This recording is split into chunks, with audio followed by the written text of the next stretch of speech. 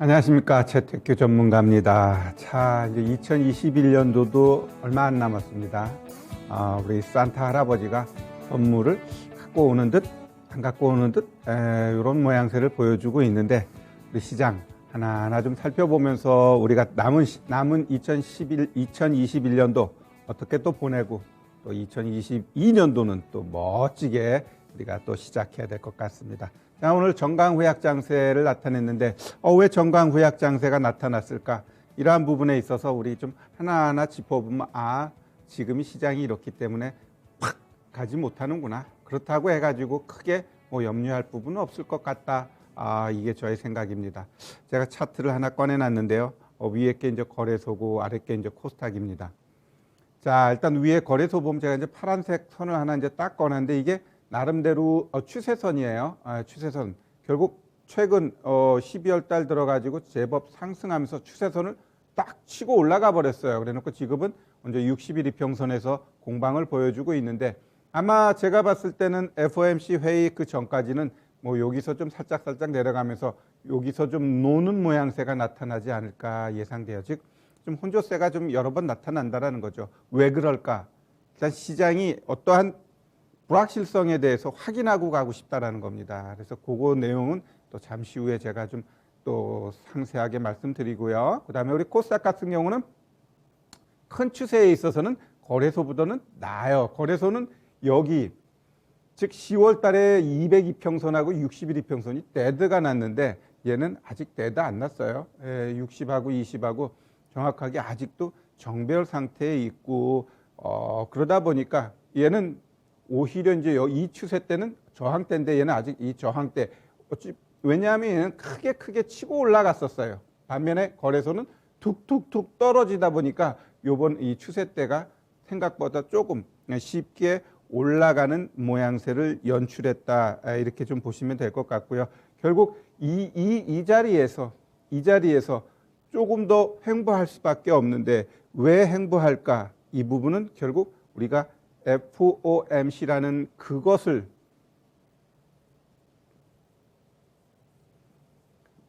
확인하고 싶다라는 겁니다. FOMC에서 뭐가 나올 건데 라고 했을 때 한 거 없어요. 지금 보시면 아시겠지만 우리 소비자 물가지수 지난달에는 6.2였어요.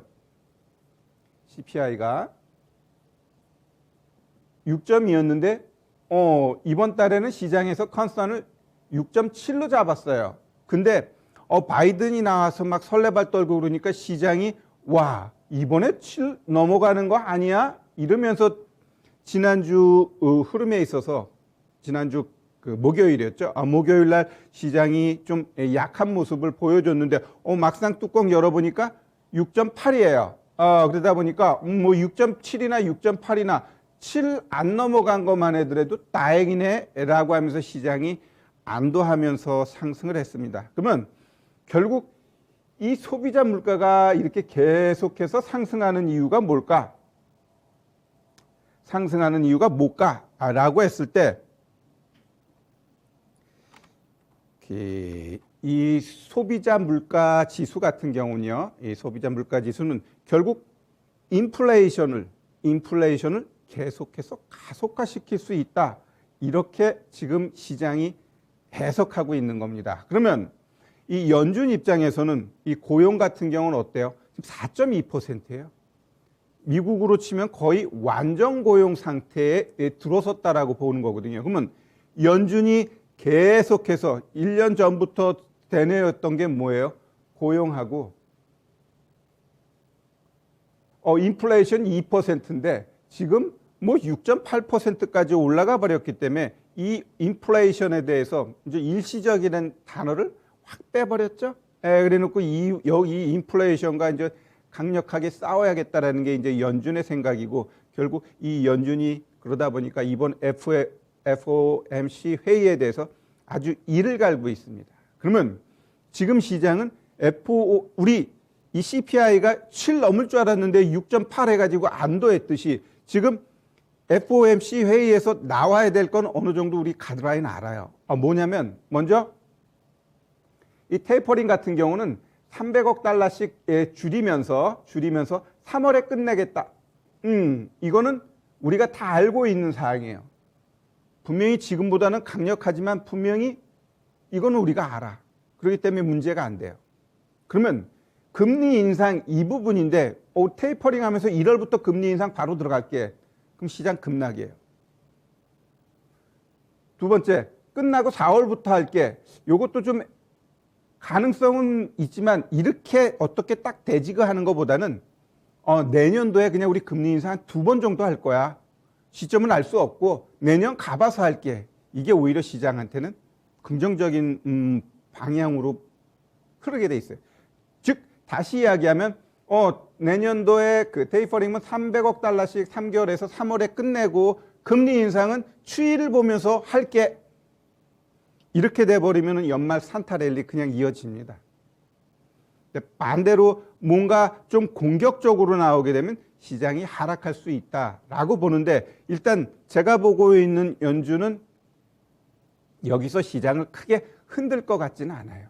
뭐 기왕이면 그냥 내년으로 넘어가 가지고 내년도에 몇 번 시그널 주면서 충격 주고 금리 인상을 빠르게 하더라도 빠르게 하는 그쪽으로 얘네들이 방향 잡고 갈 가능성이 있어요. 그래서 우리 시간으로 이제 목요일 날 FOMC 회의 결과가 뭐 이 정도 나오면은 내가 봤을 때는 연말까지 시장이 상승 쪽으로 갈 가능성이 있다라고 봐요. 있다라고 봐. 그러면 이 시장이 연말까지 계속 상승하니까 공격적으로 배팅해야 될까요? 라고 했을 때 그건 아니에요. 여러분들 솔직히 올해 많이 종목들 사가지고 물려 있잖아요. 근데 이 물려 있는 종목들이 어때요? 요새? 많이 하락한 애들이 바닥에서 순환하면서 쭉쭉쭉쭉 올라와요. 오늘 로봇 같은 경우도 올라갔듯이. 즉 우리 개인 투자자들이 물려있는 뭐 삼성전자도 제법 올라와 줬잖아요. 손실을 좀 만회할 수 있는 기회를 주는 거예요. 그러면서 현금을 만들어 가야 돼. 왜? 자, 우리 한번 미증시 보면서 제가 방향을 한번 잡아 드릴게요. 자, 우리 미국 증시 이제 3대 지수를 내가 또 꺼내 놨는데 잘 보면요. 맨 위에 게 S&P 500이에요. S&P 500 같은 경우는 오늘 종가 기준으로는 신고가예요. 근데 역사적인 고점으로 치면은 아직은 안 갔어. 얘 오늘 내가 봤을 때 오늘 역사적 신고가 나올 것 같아요. 그 다음은 그 밑에 있는 다우예요. 다우 같은 경우는 역사적 신고가 딱 가려면 한 2점 몇 %만 가면 얘도 신고가예요. 한 2.4%인가 그럴 거예요. 그리고 나스닥 같은 경우는 여기서 4.7% 한 번 이 정도 올라가게 되면 얘도 신고가예요. 그러면 이 신고가 나오는 게 왜 중요할까라고 했을 때 우리가 이 3대 지수가 모두 신고가 나오는 그 자리부터 조금 뭐랄까 하락에 대해서 준비를 할 필요가 있어요. 그럼 거기서 인버스 살짝 사도 엉간해가지고 손실 안 내요. 그때 크게 큰 데미지성 하락이 나올 거냐라고 했을 때 그럴 가능성은 없어요. 우리가 모르는 부지불식간의 큰 하락은 뭐 코로나라든가 2008년 미국의 금융위기 이런 것들은 시장에서 시그널을 줬나요? 안 줬죠. 결국 그건 아무도 몰라요. 허나 미국의 금리 인상, 뭐 테이퍼링 이건 다 아는 거예요. 다 아는 거기 때문에 그런 것들은 그냥 조정이에요. 그 조정 시점 그러면 결국 시장이 고점 나왔을 때 어느 시점부터 우리가 조금 하락을 대비해야 될 건가라고 했을 때 요거 한번 보면 알 수 있어요. 11월 달에 여기서 이제 3대 지수가 다 신고가 나왔어요. 신고가 나오고 짧게 조정 땅땅땅 나왔죠. 조정 땅땅땅 나오고 얘가 다시 반등 나오지만 결국 이 신고가에서 거의 1%도 아니에요. 몇 퍼센트 올라가 놓고 그냥 조정 나와버려. 얘 같은 경우는 고점 없이 그냥 계속 다운은 빠졌고 반면에 나스닥 같은 경우도 하락했다가 반등 주지만 결국 이 고점 거의 1% 얘도 아니에요. 그래 놓고 조정 나온단 말이에요. 그러면 이 3대 지수가 고점 만드는 그 시점부터 잘 그 인버스에 대해서 분할 매수 들어가도 나쁘지 않은 결과가 나옵니다. 왜? 얘가 결국 신고가 나오면 뭐 한 4,800, 뭐 시장에서 뭐 5,000, 5,200 나온다 그러는데 그거는 내가 봤을 때 그냥 안 가요. 조정 주고 가는 거지. 그 다음에 얘 같은 경우도 36,000 그러면 36,700 뭐 한 이 정도 만들어 놓으면 여기 이 지수 때 왔을 때 인버스 들어가면 얘가 여기서 막 4%, 5% 올라갈까요? 아니라라는 거지. 얘도 마찬가지고. 즉, 이 3대 지수가 신고가 만드는 그 자리에서는 하방에 대해서는 보험 성격으로 인버스 하나 들어가주면 얘네들 시장 크게 올라가지는 않지만 횡보하게 되면 어떻게 돼요? 거기서 종목별 대응은 된다라는 거지. 그러면 내가 갖고 있는 종목들 수익 낼 수 있고요. 혹여라도 재수없게 시장이 크게 하락하게 되면 얘는 뭐예요? 인버스는 복권되는 거지. 내가 갖고 있는 종목들 다 물려버리는 거야. 그러면 내가 갖고 있는 종목들 다 물렸는데 나의 문제예요? 아니, 그냥 주식 투자하는 모든 투자자들의 문제야. 그건. 왜? 내가 모르는 어떤 악재에 의해서 시장 전체가 급락이 나왔다면 그건 내 문제가 아니잖아요. 근데 난 사이드로 인버스를 만약에 갖고 있었어. 그럼 땡큐지. 그래서 이 인버스 같은 경우는 너무 길게 볼 수는 없어요. 이거는 좀 기술적으로 접근해야 되는 부분인데 이건 전략적인 차원에서 제가 여러분들한테 그냥 포트폴리오 차원에서 이야기를 한 거예요. 아, 이런 자리에서는 시장 상승이 어느 정도 제한적이고 얘가 기껏 올라가 봐봐야 1%, 2%? 그러면 내가 인버스 사서 1%, 2% 물리지만 내가 갖고 있는 다른 종목 7, 80%가 어떻게 돼요? 수익 주잖아. 주는데 이 시장이 그냥 계속해서 갈 수 있느냐? 아니에요. 난 지금 이러한 상승이 왠지 D가 구리다라는 표현을 많이 씁니다. 과연 시장이 이렇게 계속해서 올라갈 수 있는 시장 여건이냐 그랬을 때 그건 아니에요. 그냥 일단 끌어올리는 거예요. 제가 얘기했잖아요. 연말은 특히 미국, 유럽 얘네들은 연말 시장은 앵간해가지고는 조정을 안 줘요. 그냥 좋아 하면서 끌고 가는 거예요. 좋은 쪽만 보는 거예요. 그러니까 새해 돼가지고 갑자기 그냥 분위기 확 바꿔버릴 수도 있어요. 그래서 만약에 이 FOMC 회의에서 우리가 생각한 대로 뭐 그 정도의 매파는 매파지만 뭐 그 정도는 우리 알고 있었어 라고 한다면 시장이 아마 추가적인 상승이 나올 것이고 그러한 가운데 이 3대 지수 모두 올해에 신고가를 나오면 1월 달에는 우리가 한번 하방에 대한 것도 생각해 두자. 그 하락이 짧은 뭐 한 3, 4% 하락이 나올 수도 있고 또 길면 뭐 7, 8%의 하락이 나올 수도 있고 뭐 큰 문제가 생기면 막 15%의 하락도 나올 수도 있어요. 그러나 어떤 퍼센트는 모르겠지만 최소한 3, 4%의 하락은 1월 달에는 한 번은 주고서 가져간다 이거죠. 그렇기 때문에 이 12월 달에 지금 이렇게 굉장히 이 좋은 모양새로 갈 때는 기왕이면 현금이라는 종목도 하나 킵해놓고 2022년도를 준비하는 것도 나쁘지 않다라고 생각합니다. 현금도 종목이에요. 얘는 장점도 있고 단점도 있어. 장점은 뭐예요? 급락해도 얘는 보합이야. 시장이 계속 올라가도 얘는 또 그래도 또 보합이야. 아주 묘한 놈이에요. 그렇지만 세금도 안 내. 그리고 언제든지 내가 실시간으로 쓸 수 있어요. 종목은 팔아가지고 다시 하고 뭐 이러려면 좀 시간 걸리잖아요. 얘는 그냥 내가 그냥 1초 대기조지. 그냥 원하는 대로 살 수 있어요. 그렇기 때문에 이 현금이라는 이 종목도 올해에는 꼭 포트에 담아가지고 내년도를 준비하자. 이렇게 좀 말씀드리고 싶습니다. 따라서 제가 보고 있는 남은 12월 달 시장은 FOMC에서 크게 너무 공격적으로만 나가지 않는다면 산타랠리는 이어질 수 있다라고 좀 보시면 될 것 같고요. 그러면 우리 시장 다시 돌아와서 보면요. 이번 주 수요일까지는 분명히 여기서 버벅될 거예요.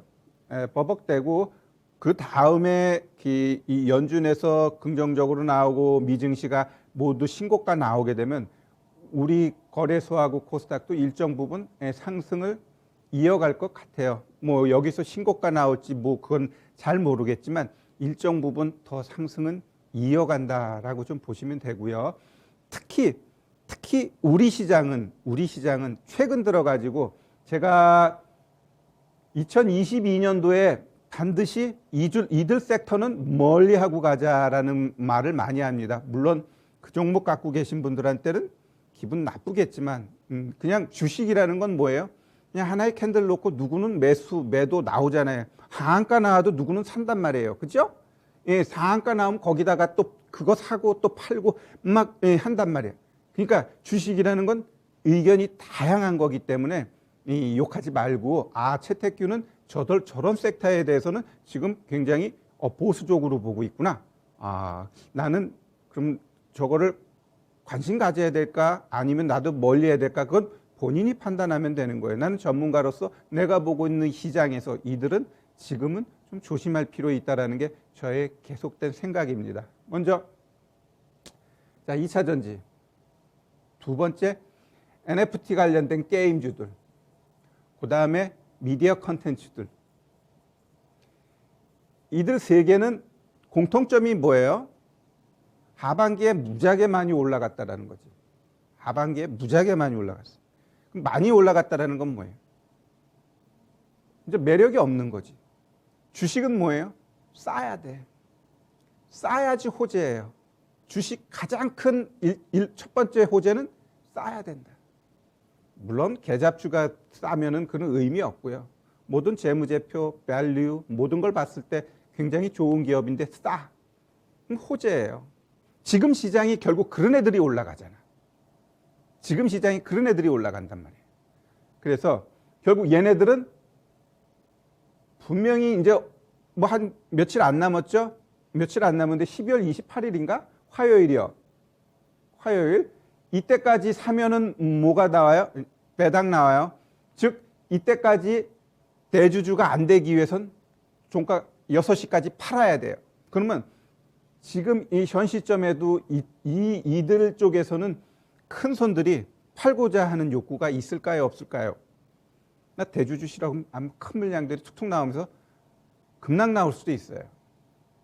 그래서 왜 얘네들은 내가 얘를 5억 원어치 샀는데 그냥 갖고 있다 보니까 1억 2천 돼버렸어. 12억 돼버렸어. 그러면은 10억 이상에 대해서 대주주 양도세 나오잖아요.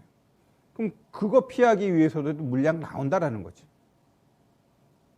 그래서 제가 보고 있는 애는 얘네들 조심해야 되고 반대로 1년 동안 무지기도 하락하고 또 가격 조정도 많이 준 이들이 이제 시장의 중심이에요. 자, 그러면 어찌 보면 오늘 종목 한번 볼까요, 우리? 오늘 시장에서 가장 핫했던 게 게임주예요, 게임주. 자, 1차적으로 먼저 유진 로봇이 이제 상한가 들어갔고 뒤따라서 그 로보티즈가 이제 상한가 들어갔는데 그럼 이 종목 봐봐요. 얘가 얼마나 얘도 처절할까?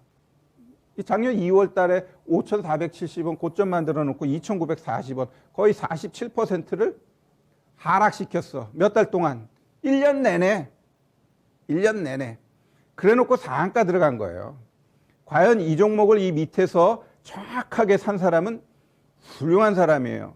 예, 나는 안 샀어요. 나는 안 샀어. 결국 이러한 바닥에서 거의 뭐 한 달 반을 또 빅빅 벌벅벅벅 됐죠? 예, 그래 놓고 상한가 들어갔습니다. 왜 들어갔을까? 많이 하락했으니까.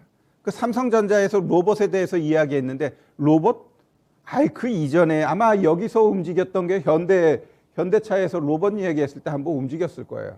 그 이후에 또 LG에서도 이야기했고. 이번에 이제 삼성에서 이야기하니까 또 한 번 갔는데 자, 바닥에서 상한가 들어간 애들, 이런 애들은 아까도 내가 방송에서 한번 설명드렸는데요. 그 상한가 들어간 종목들 흐름은 막 바로 갈 수도 있고요. 결국 얘도 봐봐요. 상한가 들어갔죠? 요날 상한가 들어가고 위아래 흔들고 여기서는 어떻게 돼요? 정말 명 짧은 사람 죽어요. 얼마나 장중에 변동성을 주는데 그러면서 두두둑 떨어지게 되면 어떻게 돼요? 여기서 여기만 애들에도 뭐 15%, 20% 그냥 손실이야. 그렇기 때문에 이런 종목을 들어갈 때는 내가 정말 바보같이 고점에서 샀어. 그러면 한 번 사서는 안 돼, 이런 애들은. 상한가 들어간 이런 애들은 그리고 이 인포뱅크 같은 경우도 자율주행에서 대장주라고 제가 설명드리고 결국 이러한 자리에서는 사지 말고 밑에 기다리게 되면 온다 그랬어요. 결국 어찌 보면 이 상한가, 이 중간가까지 한번 딱 오고 어떻게 돼요? 올라가잖아. 근데 여기서 이 기간이 거의 한 달이야. 그럼 물려놓고 2주, 3주 동안 마이너스 20% 막 이래면은 잠이 와요, 안 와요? 안 와. 시장은 막 가는데 나는 이거 뭐야? 고점에서 잘못 샀나? 결국 이런 종목 살 땐 정확하게 판단하고 사야 되는 거예요. 더 갈 수 있는 근거가 있느냐? 있다라는 거죠. 자, 그렇다고 한다면 우리 아까 봤던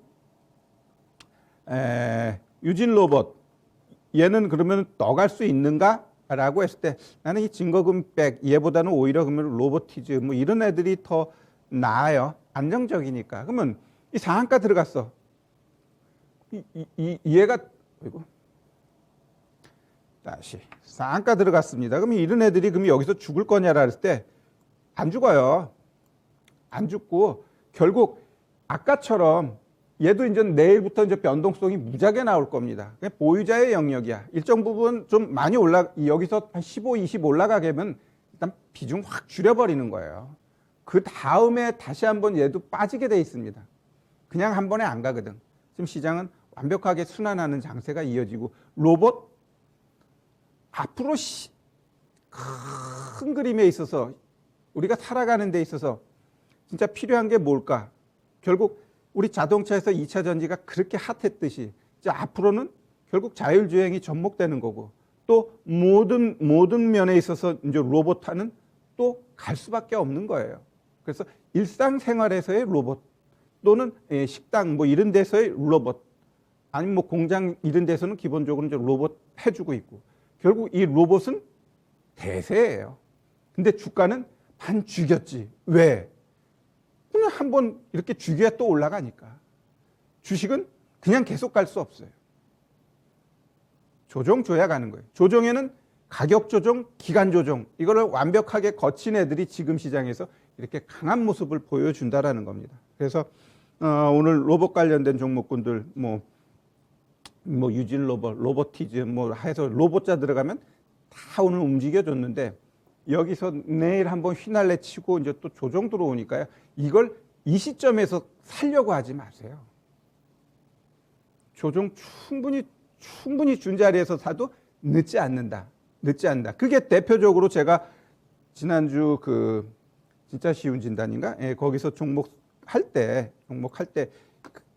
자율주행 움직입니다. 움직이는데 결국 이 인포뱅크 이렇게 크게 친 자리에서 가져가지 말고 분명히 조정 나오니까 이 조정 자리에서 분할 매수 들어가면 어때? 다시 올라가 신고가 쳤잖아 또. 솔직히 이렇게 빵빵 친 애는 또 가요. 또 가. 이런 애들은 이제 조정 들어오면 안 돼. 조정 들어오면 길게 횡보 들어오니까 얘는 그냥 치고 가면서 가진 자의 영역이 돼버리는 겁니다. 그래서 우리가 어떤 종목을 살 때는 어떨 때는 조정이 나와주길 원하는데 그 나왔을 때 사면 오히려 물리는 경우가 많아요. 가는 종목은 그냥 갈 때 그냥 올라가 줘야 돼요. 그래서 이런 애들이 갈 때 그냥 가야 되는 패턴에 들어왔다 이렇게 좀 보시면 될 것 같습니다. 결국 앞으로 내년도를 대비할 때 우리가 아까 얘기했던 그런 애들은 좀 조심하고요. 조심하고 많이 빠졌던 애들. 많이 빠졌던 오늘 뭐 로봇, 뭐 자율주행 아니면 제약바이오도 충분히 가능성이 있고요. 5G 그리고 반도체 쪽에서 안 갔던 애들 그런 애들을 우리가 관심 갖고 보면 2022년도도 크게 수익 낼 수 있는 장이 연출될 수 있다 이렇게 말씀드리면서 오늘 방송 여기서 마무리할까 합니다. 감사합니다.